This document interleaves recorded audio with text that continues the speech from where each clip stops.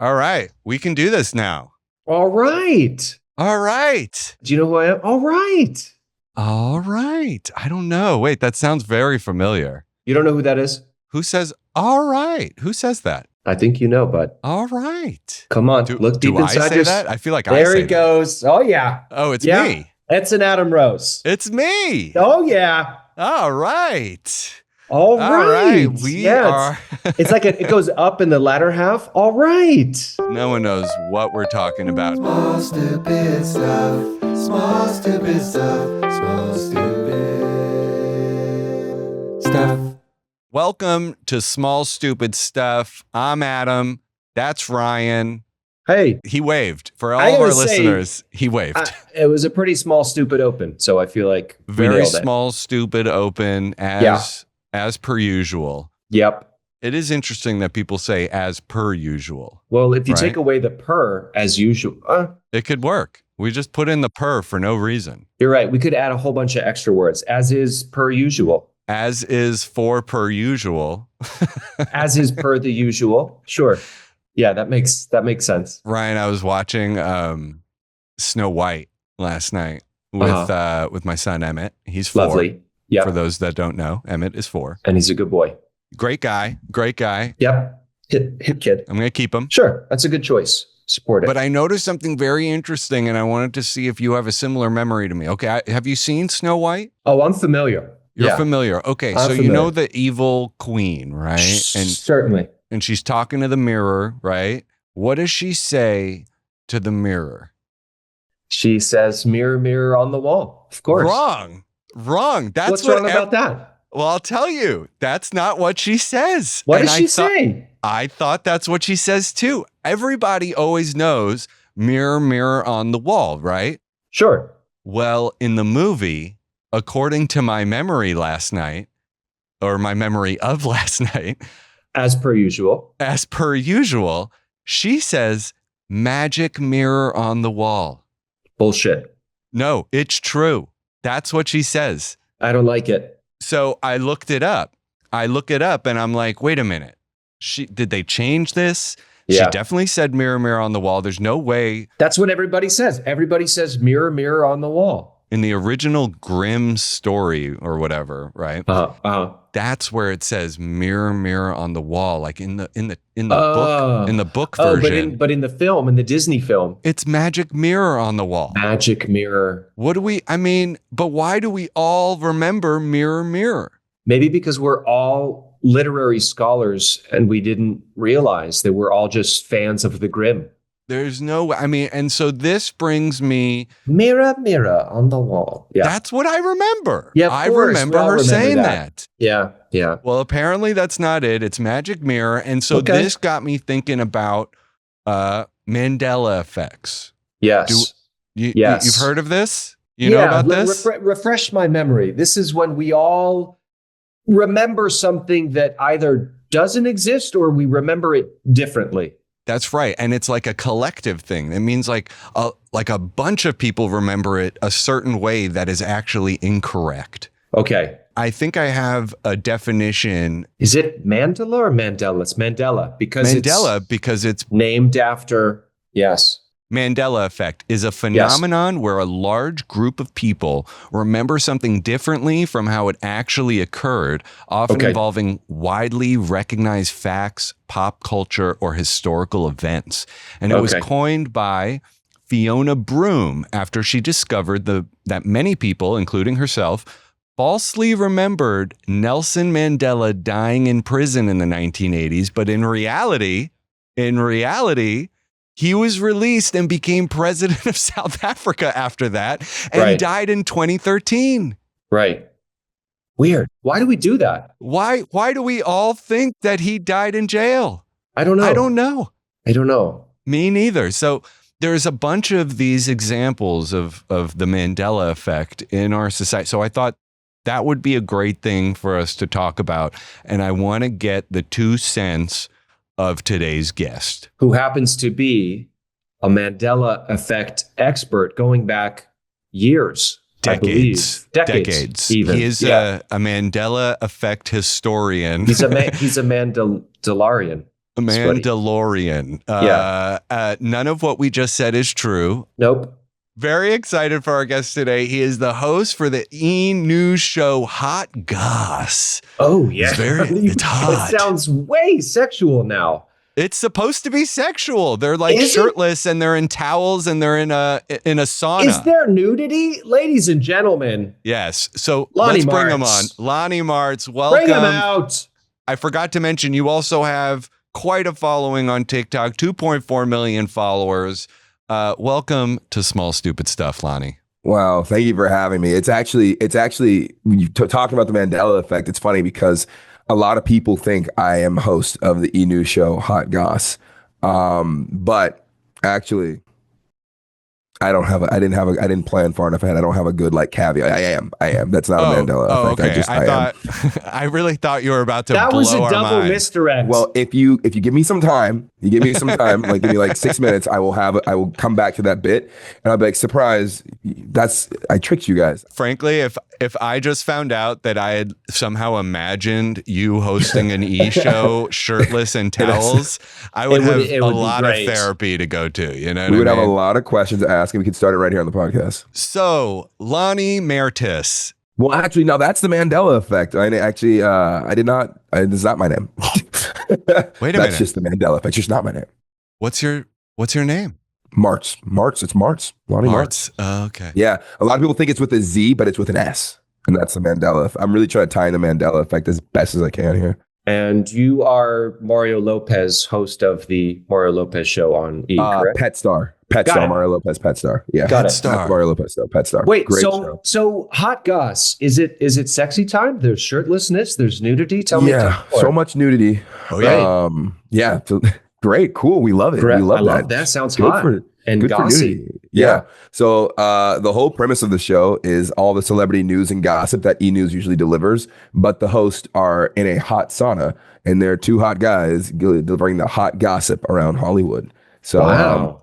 I've learned since joining that I might not be the target demographic for the show, but I think that's part of the fun appeal. Are you not hot enough? Why are you not? No, I am. He's like, no, I am hot enough. I mean, from one straight man to another, you're very hot. You're hot, dude. Should we kiss? Yes. Yeah. Wait, guys, just do that. Yeah. What's I'm up? I'm right here. Oh, Adam, could you hold the camera? Hold it for a second. Okay. Thank you, Adam. That'd be great. This better be on Hot Goss. This kiss. So it's just as in not target demographic. I feel like the show is largely for the girls and the gays, because I think that's typically who consumes a lot of E-News media already.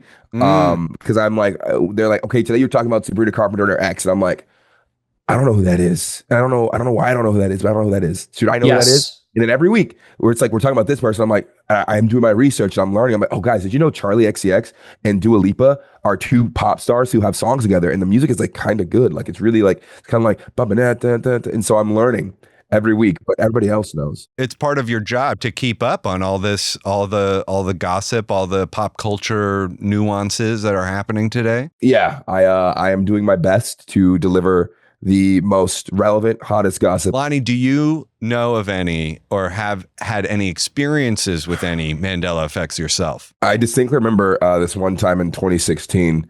I was hanging out at this party with some friends in like college, and the party got to the spot where nobody knew. It wasn't a real party. It was we're hanging out at somebody's dorm room. And I distinctly remember us going on BuzzFeed for entertainment because, in college, you'll take anything really. Sure. So we're doing BuzzFeed quizzes, and one of the BuzzFeed quizzes was on the Mandela Effect, and it showed us a bunch of cereal brands and logos and stuff that had been affected by the Mandela Effect. It's like, is it this one or is it this one? And I played that game, and I distinctly remember Flintstones was one of the ones. So it's not Flintstones as we all say. It's right? Flintstones. The Flintstones, which is harder to say than just Flint. And you mentioned the cereal. Yeah. Do you guys know how to spell Froot Loops? How do you spell Froot Loops? Don't say it. Don't say it's not FRUIT space LOOPS. It is that. Okay. It is that. What is the thing? Everybody remembers that it was or something FROOT. Get out of here. Froot Loops. That's loopy. No, it is that. It is OOT. Oh, it is. Yes. Oh, see, I got it mixed up. Okay, so see, okay, there we go. It's actually, So it's not UI. Fruit is intentionally misspelled. There are 4 O's. There are 4 O's in Froot Loops. There are. This is I'm getting uncomfortable. I don't know why. Can you guys tell how much research I've done for this episode? No, but I am getting uncomfortable because the more I look at it, I'm like, I don't know what's true anymore. And Yeah, there's exactly. another one. There's another spelling one. There's another Looney Tunes. Oh, Looney Tunes is a great one. Okay, Ryan, how do you spell the tunes in Looney Tunes? Okay, I'm going to admit the truth. I'm going to come clean. I saw it. But You saw it? I saw the answer. But I 100% would have said tunes, like cartoons. TOONS. Of course. Of course. Of course. No, it Who is wouldn't? TUNES, like a music tune, which makes no sense. sense. No, stop. That does make sense. Because Why? stop, listen. Because I'm an animation nerd. I love Like that. animation. When I was like 7, a few years before the BuzzFeed quizzes, I was watching Scooby-Doo, and I realized that while Shaggy was talking, Shaggy wasn't a real person. I don't know if that's ego birth or ego death, but Shaggy's not real. He's just a drawn person, and somebody is doing the voices for him. And that's when I realized that now all the cartoons on TV. Yeah, I know, Adam. Come, stay with me. All the voices on TV are like fake. It's people, and they're drawn. This sounds so obvious as adults. Hold on. Of course. I have a question.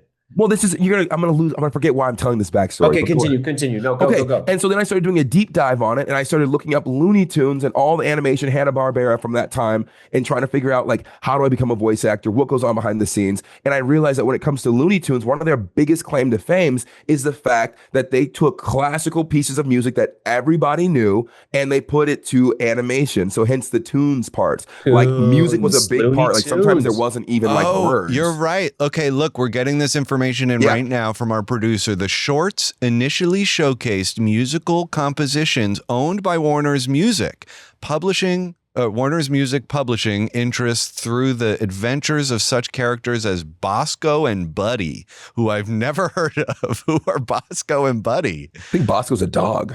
Wow. Okay, so that's why they're Looney Tunes, because it started with the music of Warner Brothers. Wow. Music has always been a big part of it. Yeah. Music has always been like, because I mean, Love it. We know a lot of classical songs and sounds and stuff because of Looney Tunes.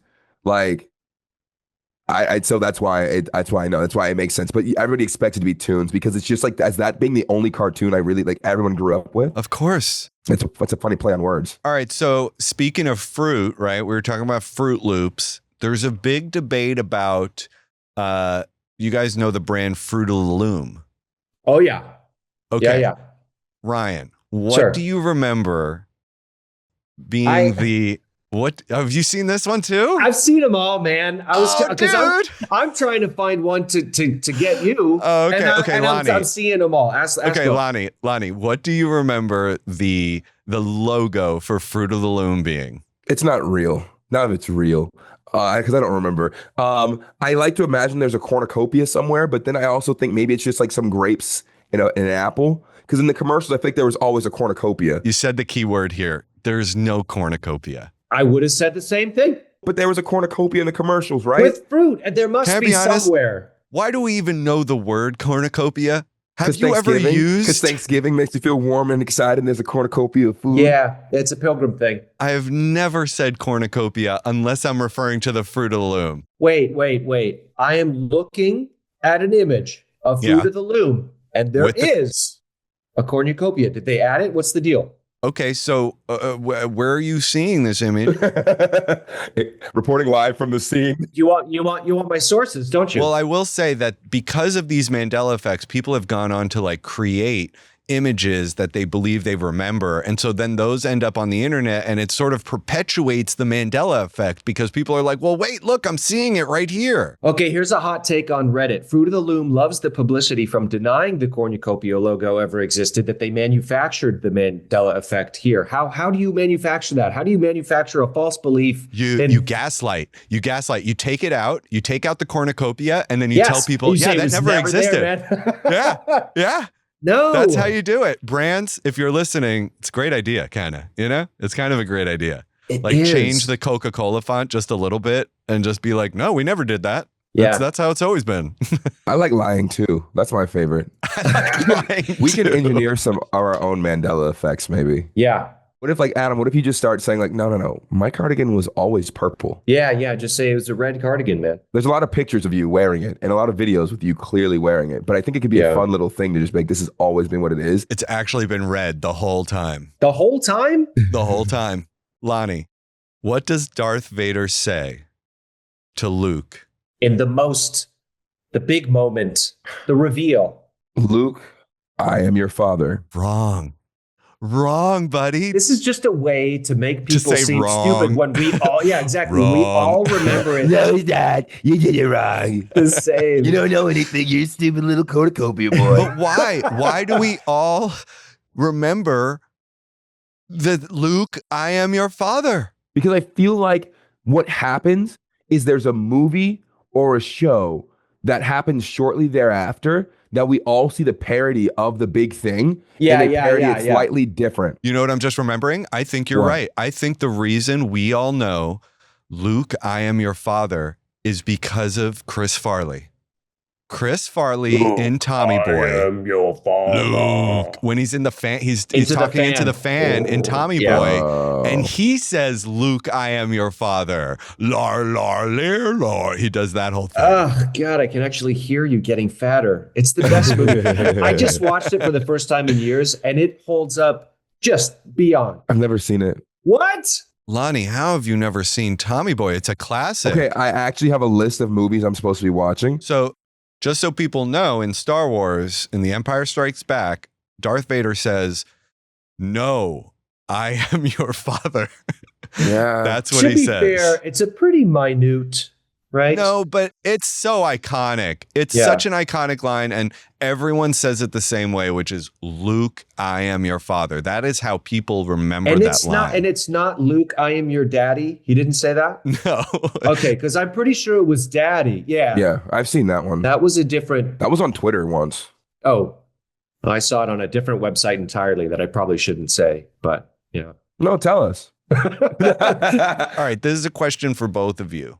The Monopoly Man. We all know the Monopoly Man. I just saw this one and it made me Jesus. honestly gasp. He keeps This looking them one up. blows my mind. This is Ryan. the most offensive of them all. You're not allowed to use the internet. I'm sorry. I'm curious now. I'm down all these rabbit holes. I'm a curious lad. All right, Lonnie, Yeah. then this is for you. What sort of what is the word? Accessory does the Monopoly Man use, on his head? Top hat. Top hat, and what maybe on his face? Anything on his face? Got a little monocle. He does? Does he?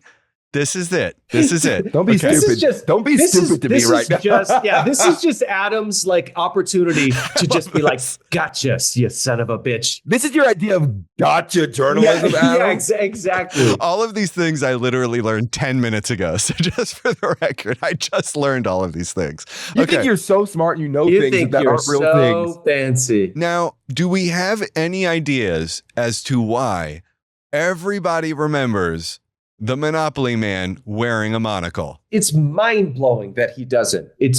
I can't. I have a theory. I have another theory about where this came from. What's the theory? Don't say Jim Carrey. I'm going to say Jim Carrey. You're going to say Jim Really? Carrey. You're going Ace Ventura too. Ace Ventura, Pet Detective, When Nature Calls, the second one. He's at the hoity-toity party. There's a bald guy wearing a top hat and a monocle. He punches the guy out, and then he has you must be the Monopoly guy. and then he says, "Do not pass go. Do not collect $200." Like he's the Monopoly guy, and that guy's wearing a monocle. And I think that might be where we picked that up.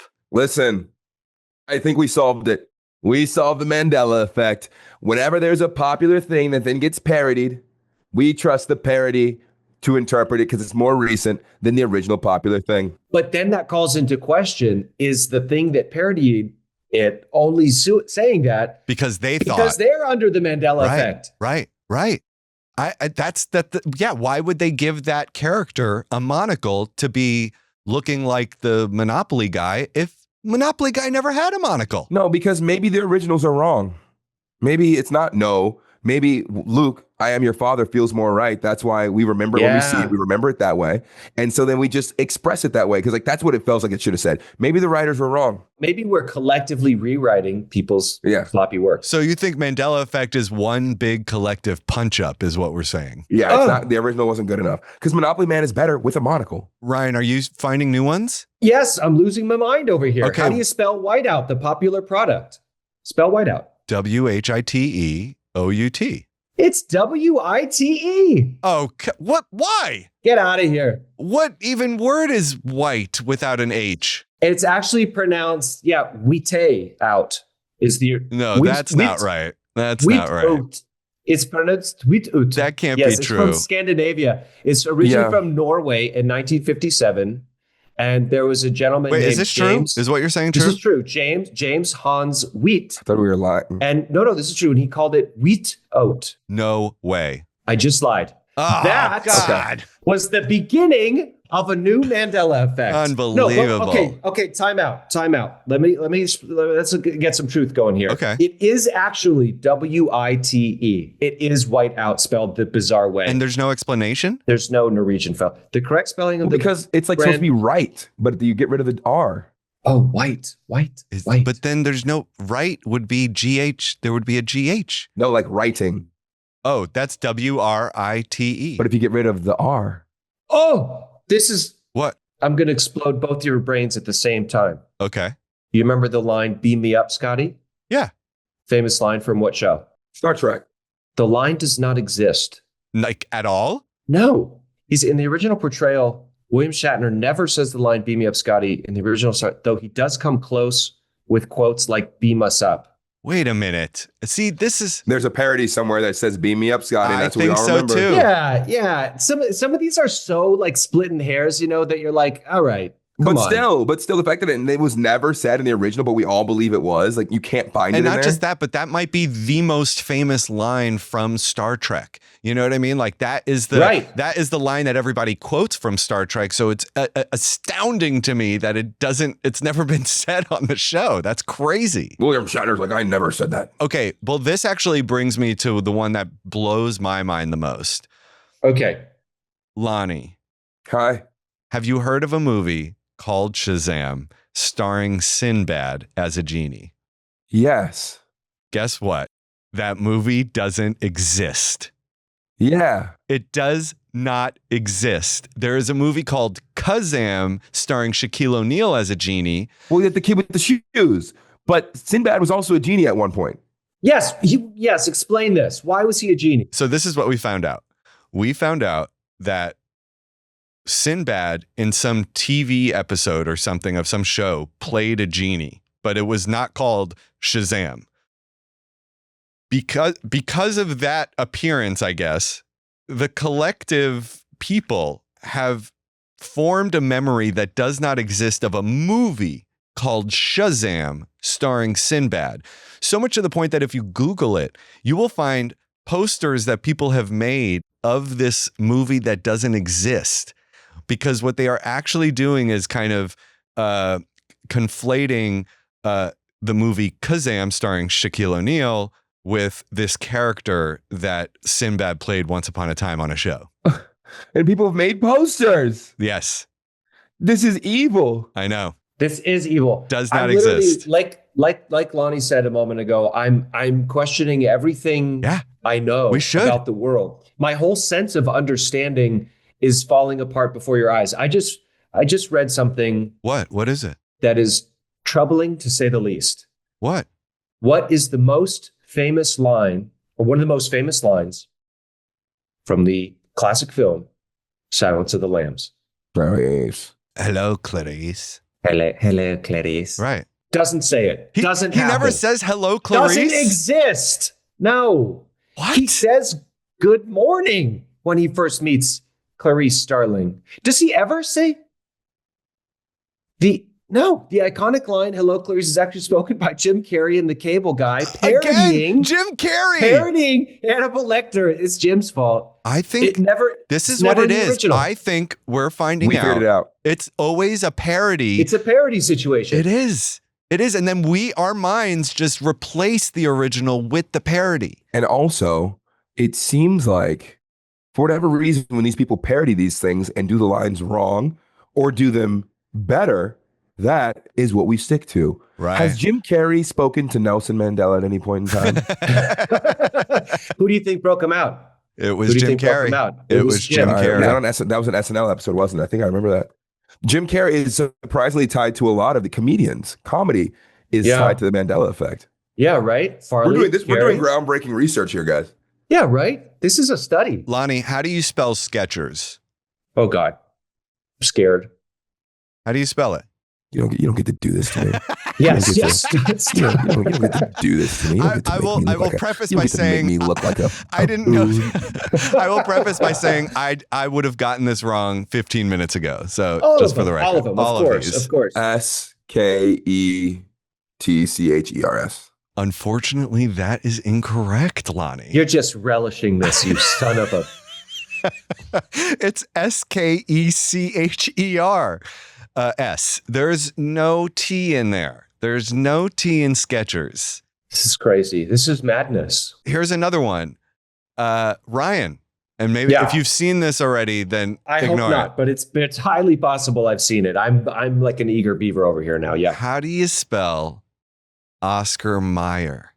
I think I saw this one. You did? I know, this is easy. This one's easy. I would spell it Mayer, but it's actually M-E. Nope, it's Meyer. It is Mayer. Unbelievable. Oscar Mayer. You're just lying to us now. Yeah, you're just fucking. According to my notes, that is what's correct, is the Mayer. Ryan, can we get a second opinion on that? Because that can't be true. On which one? On the mayor? Yeah, Oscar Mayer. I have it right. I have it right here. Okay, can you go ahead and read that to us? And although it's baloney, it's the truth. Nailed it. That's my time, guys. Have a great night. Sorry about that. And this is another one that I cannot believe this one. Like, I just cannot accept this. Okay, there is a bear who is a character when it comes to forest fires and stuff like that. Winnie the Pooh, he doesn't wear pants. No. I believe this character was created by like the national parks or something like that, but I'm not sure. I'm not sure of the origin, but what is the name of that bear? I saw it. I'm out. Lonnie, what's the name of the bear? So everyone believes it to be Smokey the Bear. But actually, he's just Smokey Bear. I can't accept this. Honestly, who has ever in their life said Smokey Bear? Smokey Bear. No one has said Smokey Bear. Somebody parodied it. I tell you what, the first time I was like, oh, that's Smokey the Bear. Who do you think you are, Smokey the Bear? Because I think I remember the line, somebody saying Smokey the Bear. And it might have been Sinbad. It might have been Sinbad in the classic 1992 film Shazam. Yeah. There's a line where somebody says, who do you think you are, Smokey the Bear? Wait, was it with Arnold? Was it Sinbad from Arnold? Guys, I might be having a brain. Jingle all the way. Jingle all the way. Jingle all the way. Did he say that? Who do you think you are? Smokey the Bear. Yeah, he said it, right? He said Smokey the Bear. I honestly have no idea. I have Jingle no all idea. It was either Sinbad or Arnold. Jingle All the Way. Jingle All the Way is a great. I like that movie. Kind of bad movie. It's fun. It's fun to watch. I think it's a great, good movie. I'm looking it up because this, guys, you don't understand. I have a psychology background. I have a degree in psychology. We are connecting very important dots here that you don't understand. If Sinbad wasn't in that movie, but Sinbad did give us a Mandela effect of Jingle All the Way, of Smokey the Bear, or Arnold Schwarzenegger did, who was in the movie with Sinbad. There are connections and dots here that we seem to not be seeing, and this is very important work because we've already established that Jim Carrey and Chris Farley, who have both been on SNL, are also responsible for very, very big Mandela effects. Okay, we have to just cut to Lonnie as Charlie Day in front of the big board with all the red strings and stuff. Yeah, I'm right here. I would do this. Yeah, exactly. You guys don't get it. You don't see it. You don't have the vision. You guys are missing it, man. Guys, what if after this episode, the wheels just come off and we're all sort of a little unglued? Like, I don't know that we come back from this one. You know what I mean?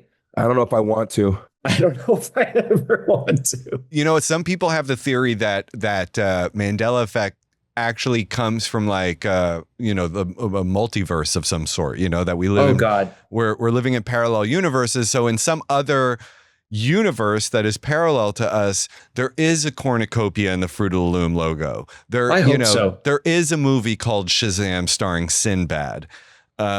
Smokey the Bear is Smokey the Bear, not Smokey Bear. I think it's our brain likes to solve puzzles and fix things. I think it's the human mind collectively fixing stuff, just making it a little better, Yeah, as maybe. It should be. It's like what we were talking about before, the little like collective punch up that we do. One actor says it different in a parody. We all laugh at it. We're like, that's the joke we all laugh at because it's based off that thing. And then that's what stays longest. Yes. And it makes an emotional impact, which is stronger than just the brain. Well, I would assume that Luke finding out his father, spoiler alert, is Darth Vader, also made a pretty big emotional impact. But somehow Chris Farley doing it a different way was on top, just compounded the humor in it all. I do feel like we've made some headway on kind of cracking this Mandela Effect thing.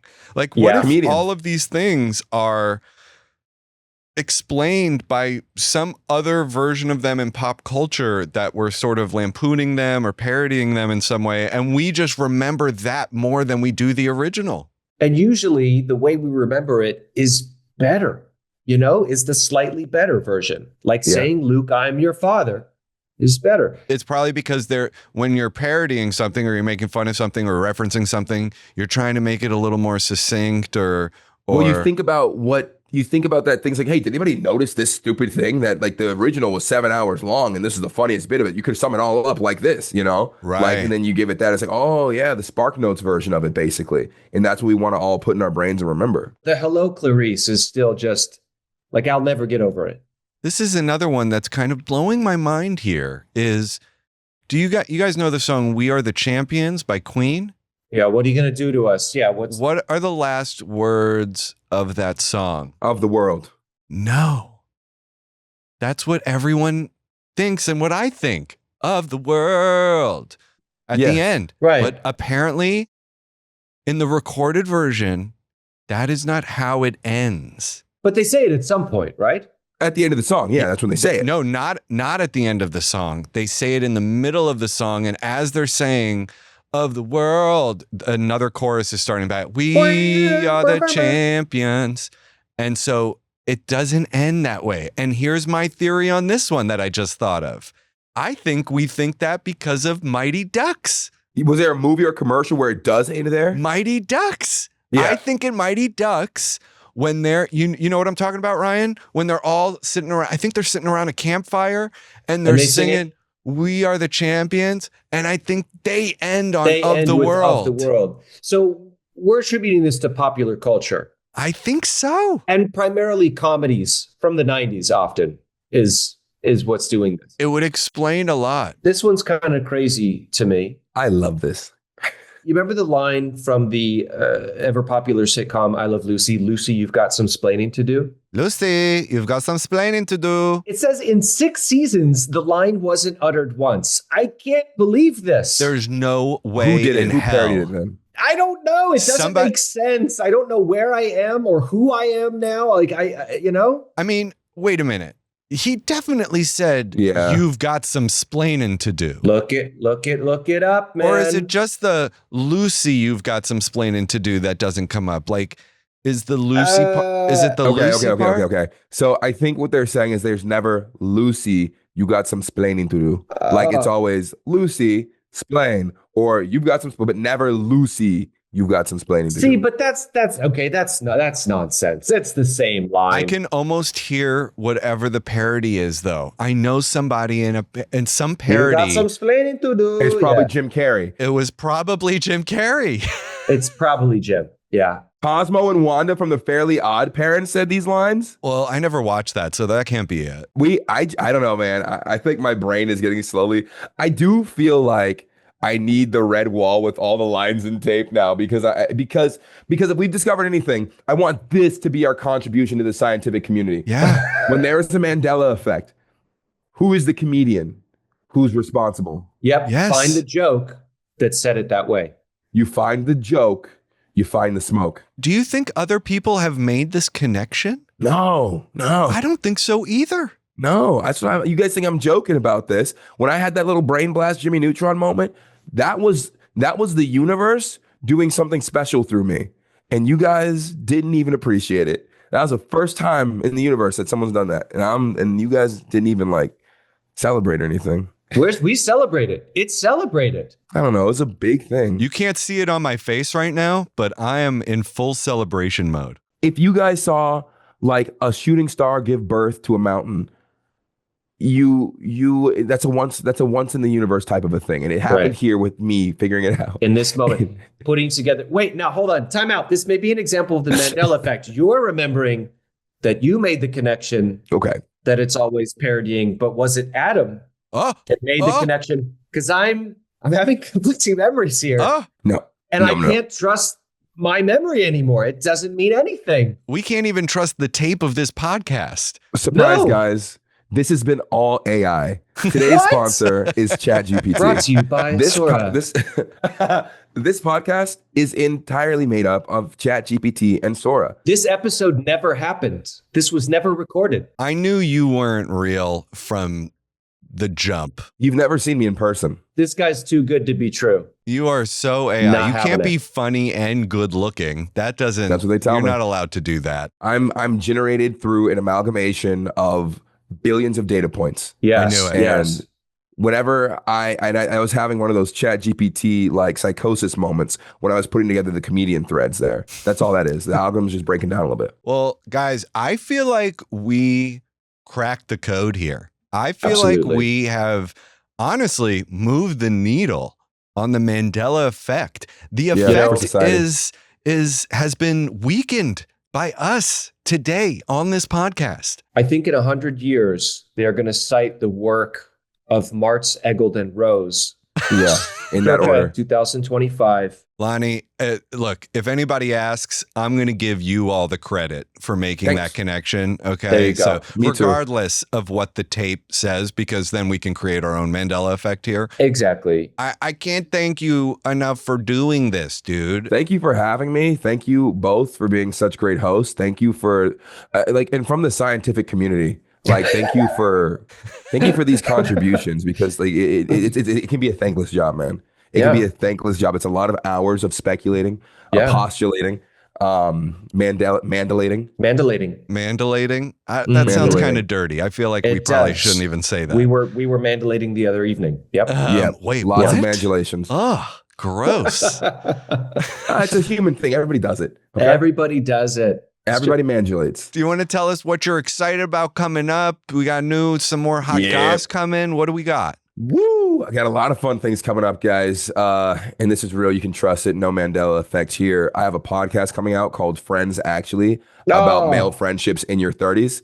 And me and 3 of my other friends get together and argue and try to talk about how we make friends, lose friends, and maintain our friendships in this new life phase. When are we going to be on it? We got to be on it. Well, it'll be soon now, I guess. Yeah, we got to get in there. Okay, so Hot Goss is out every Wednesday and Thursday, new episodes. Great. And then also I have a movie coming out. What movie? It's called Senior Prank. It's when a group of high school seniors decide to pull one last prank and cause some irreversible damage to their senior citizen community and have to go on a night-long bender to try to rectify it all. It's very like early 2000s DVD comedy thing, but it's really good. That's so fun. Who's making that movie? Do you know Gray Fagan? No. It does sound like a name you just made up, though. It does sound made up. Okay, well, are you guys familiar with Nelson Mandela? No. He's another comedian and writer from TikTok, and he's really funny. Cool. And I'm excited to actually see it. Like, it actually feels like a good movie, because I know there's been a lot of like TikTok movies that have happened where people just had budgets and threw it somewhere. This one is by real writers who also happen to make TikTok, so I'm really excited to see it. Nice. Well, I can't wait to see it either. That's awesome. Yeah, it'll be fun. Well, we want to hear from our listeners if you've experienced any Mandela effects, or maybe there's a Mandela effect that we failed to mention here on this episode. We want to hear from you. So please email us at smallstupidstuffpod@gmail.com, or you can tweet at us or Instagram DM us. Thread it at smallstupidstuffpod on all the platforms. And Lonnie, thank you so much for being here. Ryan, Let's do this again. See you tomorrow. See you tomorrow. See you the day after that. And the day after that. And the day after that. I love what you guys have.